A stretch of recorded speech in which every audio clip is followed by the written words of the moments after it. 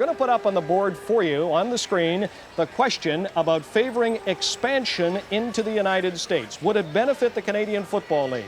Can this league survive without expanding into the United States? Is it dead in a year or two if it doesn't? If you earn, $100 a week, but you spent $200 a week, you're going to be bankrupt. There's 4 new owners because there was 4 bankrupt teams. The American team is here to stay. But I don't want to take the C out of the Canadian Football League, and that's hogwash. The era of CFL expansion into the United States didn't last very long. American expansion's been a disaster with the exception of Baltimore. Now that means either conceptually it was a bad idea or you didn't carry it off properly. Which was the case? Some of it was very good. But this has been a very satisfying season for the Baltimore Stallions, and they celebrate as Grey Cup champions of 1995. Some of it very, very bad. But was it necessary? And is the CFL still around today because of it?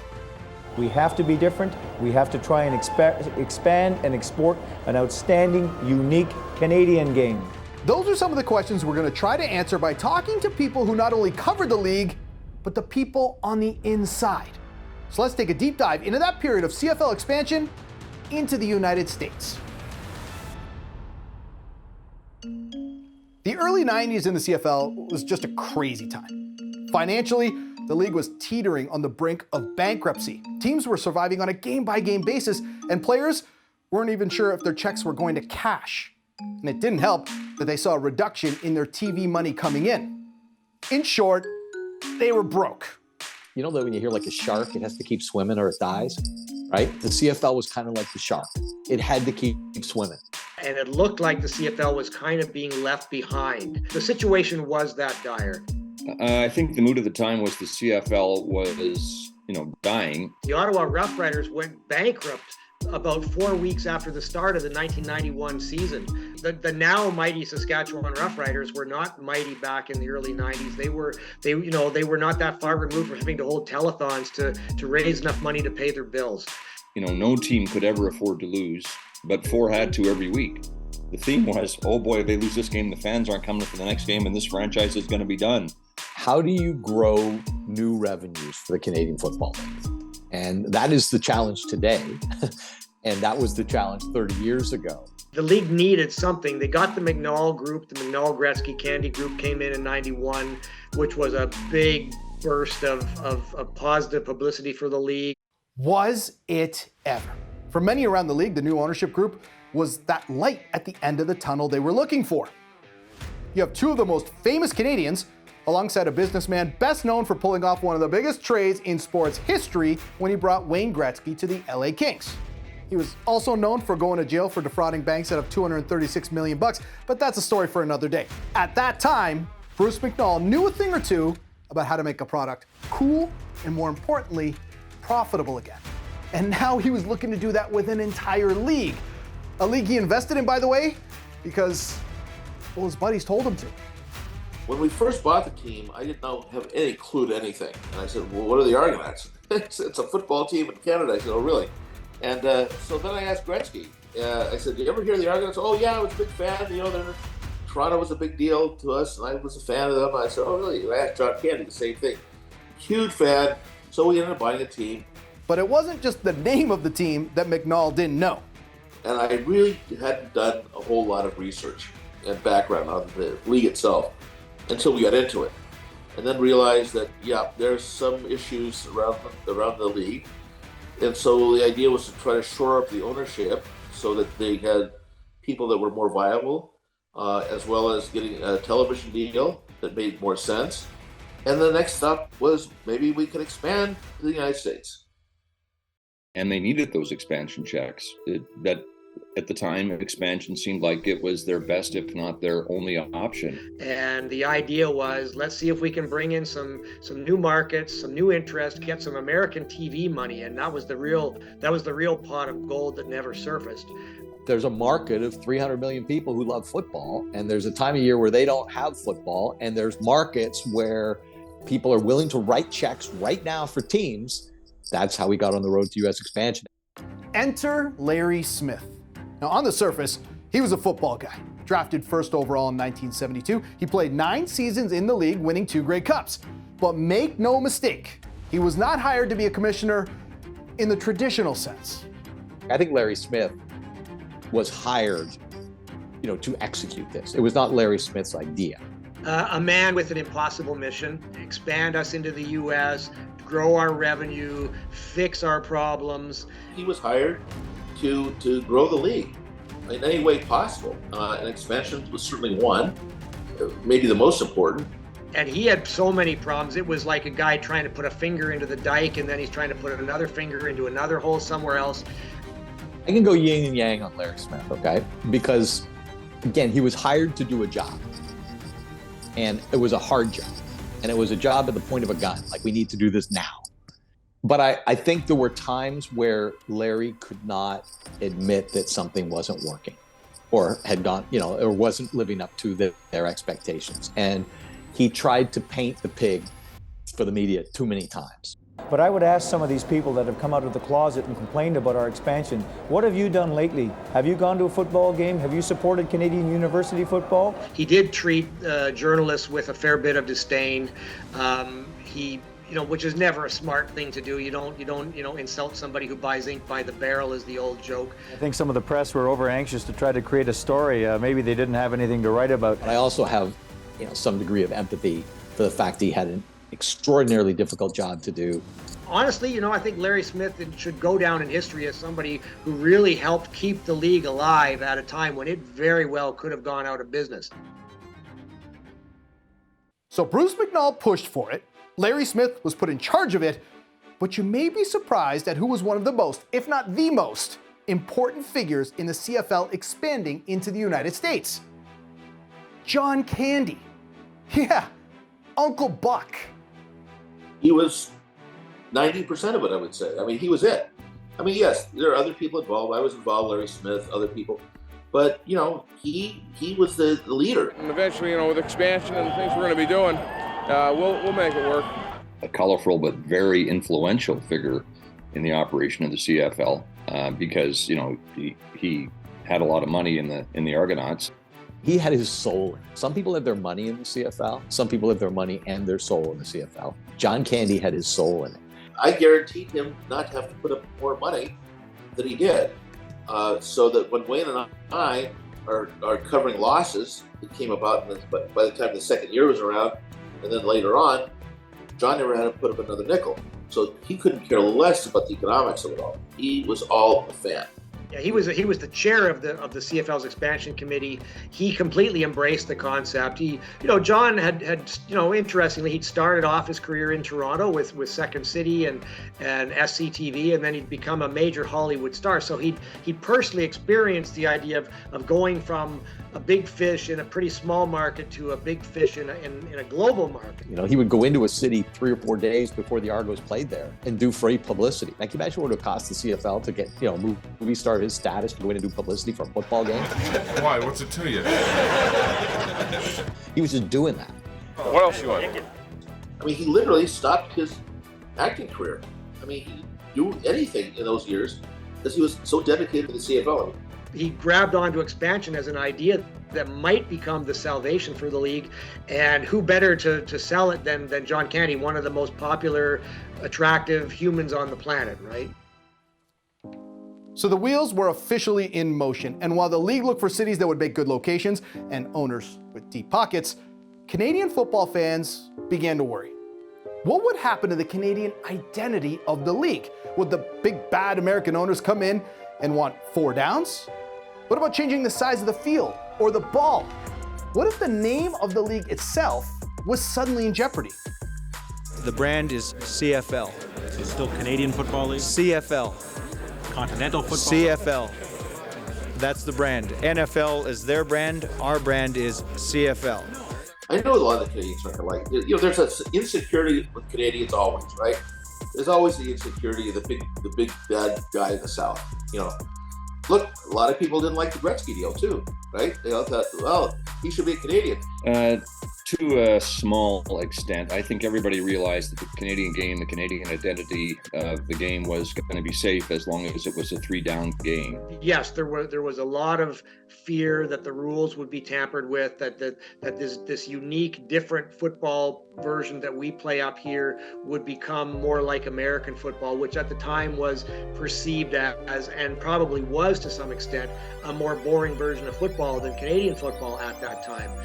But the other thing was the Canadian player. U.S. law said you can't mandate an American company to have a certain percentage of foreign workers. And I think we all understand the way U.S. labor law works. That would have been an impossibility. So that's actually what shut down, the idea that these teams would be forced to have Canadians. And Larry Smith took a lot of criticism because, of course, he had been a player who benefited from there being a Canadian ratio.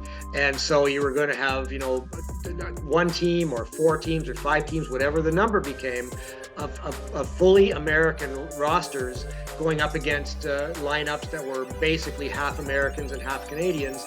And there was a belief and a perception at the time that, America is a football factory and these franchises will run roughshod over us. That was the big issue, I think, with expansion into the U.S. Not so much the game losing its identity, because as long as it stayed 3-down game, it was going to be safe, I think. So that first season, 1991, ended up having just one team south of the border, the Sacramento Gold Miners, who would later move to San Antonio. But over the next 2 seasons, 5 more teams would join. The Shreveport Pirates, the Las Vegas Posse, the Memphis Mad Dogs, the Birmingham Barracudas, and the Baltimore... Well, that part's a bit tricky. You see, the original plan was to call them the Colts to appease all of those angry NFL fans that lost their team in 1983 to relocation. But the NFL went to the courts to block the team using the name. And just hours before their first game in the CFL, a judge ruled they couldn't be referred to as the Colts. And we acknowledge from the outset that we're under a court injunction to resist all temptation to refer to Baltimore as spirited young horses of any kind, and until the matter is straightened out in the American court system, we'll try to comply, but forgive us if we slip up occasionally. The Baltimore Colts, then the Baltimore CFL Colts, then the Baltimore CFLers, then the Baltimore Stallions. Yeah, it did not help the league's image to have that kind of stuff going on. It's the Baltimore No Names. Obviously, we want the Colts name. I wasn't supposed to say that, was it?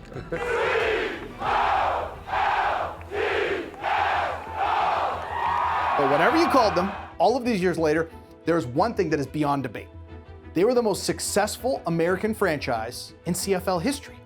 Back-to-back Grey Cup appearances, 1 championship, and one of the all-time greatest teams. Grey Cup champions of 1995. Every U.S. expansion team, except the Baltimore Stallions, hired a former NFL or USFL coach. Some guys came up here and they just thought, okay, well, it's just the same as American football, except that you pretend you're starting on 2nd down because you've only got 3 down. So it's 2nd and 10 when you get the football. Well, that's just a backwards, stupid way of looking at it. That was a bad idea. Like it's different game, we know, right? And they weren't even, it wasn't like you just hired a USFL or XFL coach and the rest of your staff was experienced CFL guys. There were some experienced CFL guys on staff sprinkled in, but by and large, these were staffs that had almost no CFL experience, and the exception was Baltimore. Don Matthews was one of the best coaches that Canadian football had ever seen. He'd been part of the Edmonton dynasty in the late 70s and early 80s. He'd won a Grey Cup as head coach with the BC Lions. He knew Canadian football inside out. The Baltimore team figured out how to stock themselves with tremendously good talent, including all kinds of players who played in the Canadian Football League before. And so that all-American lineup became a dominant force, and they won the Grey Cup, the only one that left the country. And by the way, they were making money doing it. But over in Las Vegas... Oh, Canada,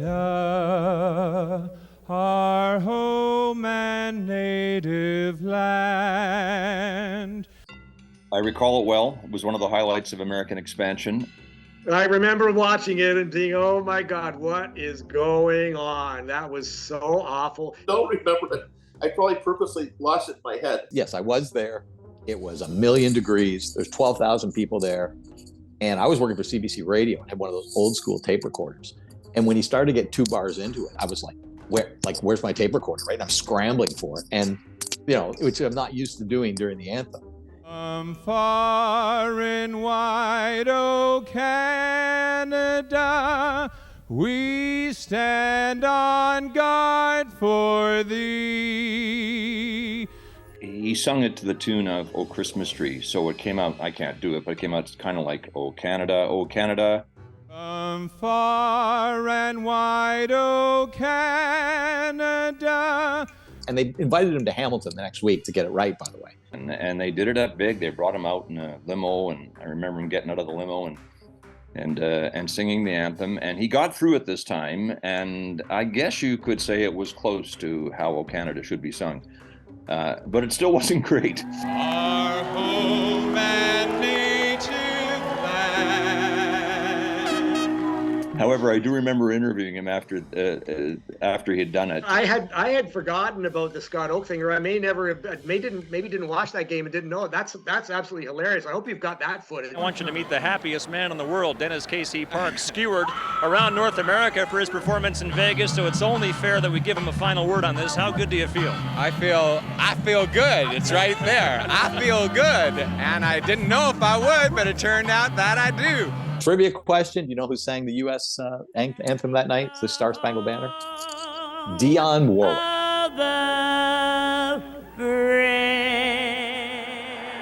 Yeah, it was just a surreal moment on top of a surreal setting, I would describe it. So yeah, the Stallions were doing well on and off the field, but the other 5 teams were not. And when you add that to the fact that the Cleveland Browns of the NFL were moving to Baltimore, while the CFL's American expansion quickly started to unravel. Look, it's the old adage, you got to give the people what they want. And did they want it in the U.S.? The answer would be no. The last game or two of the posse ended up being moved to Edmonton because it was just dead in the Las Vegas market, and that's when you're dead man walking, right? When you can't even play your home games anymore. You got to go elsewhere. I remember doing a game in the San Antonio Dome, and my God, it just felt like a cavernous, wide open place with minimal fans. It didn't look good. So I think that was kind of the saddest thing, where it just felt like nobody cared when you watch those games. Those follow 95 games where you just felt, man, what are we doing here? Ultimately, I would say the failure was because, for whatever early success the CFL might have had in the U.S., it fell apart when American college football started. The cities that wanted CFL teams and the ones that got them ended up having to compete with college teams that are right in their backyard. And college, especially in the South, is huge. It's the biggest thing. It's bigger than the NFL. Birmingham and Memphis, those are college football markets. And when college football started, it was like, Birmingham, you literally went from 35,000 games to 2. In the United States, Friday night is high school football, Saturday is college football, and Sunday is NFL. But it doesn't leave a lot of room for Canadian football once you get to Labor Day and those seasons all start. But all of that being said, decades later, were there any positives that came out of the CFL's 3-year expansion into the United States? The Baltimore Stallions franchise was moved to Montreal in '96 and got resurrected. At that time, nobody was talking about putting a team in Montreal. The Canadian Football League kind of didn't exist, even though football in Quebec was starting to thrive. Here we are, 26 years later, they're still here and still doing well. And the team won, their first 10 years, I think they won a dozen games at least, right? And they arrived with a Hall of Fame quarterback in Tracy Ham and transitioned to another one in Anthony Calvillo. And they were basically 20 years with 2 quarterbacks, which is, in any football league, is unreal. In my view, the CFL would have been dead if it hadn't been for expansion, actually, which a lot of people don't, they think it was a huge failure. I think expansion bought the league some time, and it brought them some much needed money. Oh yeah? There was one more. I got 2 kids out of it. My ex-wife I met in Memphis at a Birmingham, on my way to a Birmingham Stallions at Memphis Mad Dogs game. So my kids are the byproduct of U.S. expansion, if you can believe that. And every once in a while I remind my daughter that she should be happy that there was U.S. expansion in the CFL, otherwise she would not exist.